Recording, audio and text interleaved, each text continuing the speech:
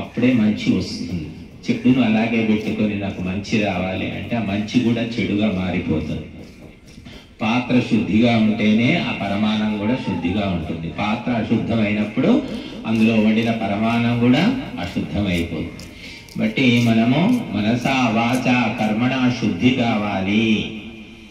శుద్ధి కావాలి అంటే సంకల్పం తీసుకోవాలి. సంకల్పం తీసుకుంటే అప్పుడు సంస్కారం వస్తుంది. సంకల్పము అంటే ఆలోచన, చింతన. సంకల్పంతో ఇదంతా జరిగింది. అనుకుంటేనే చేశాం కదా, అనుకోకుండా గాలికి జరిగిపోతాయి. గొప్ప పనులు గాలికి జరగవండి, పనికిమాలిన పనులు గాలికి జరుగుతూ ఉంటాయి. అనుకోకుండా చాలా జరుగుతాయి. కానీ అనుకుంటేనే మంచి పనులు అవుతాయి. అనుకుంటే అవడం కూడా కొద్దిగా కష్టమే. కాబట్టి ఎందుకంటే శ్రేయాంసి బహు విఘ్నాని, మంచి పనులకు అనేక ఆటంకాలని చెప్పారు. కాబట్టి మనం సరే అన్ని దాటుకొని యజ్ఞకుండం దగ్గరికి వచ్చాం. యజ్ఞో వై విష్ణు.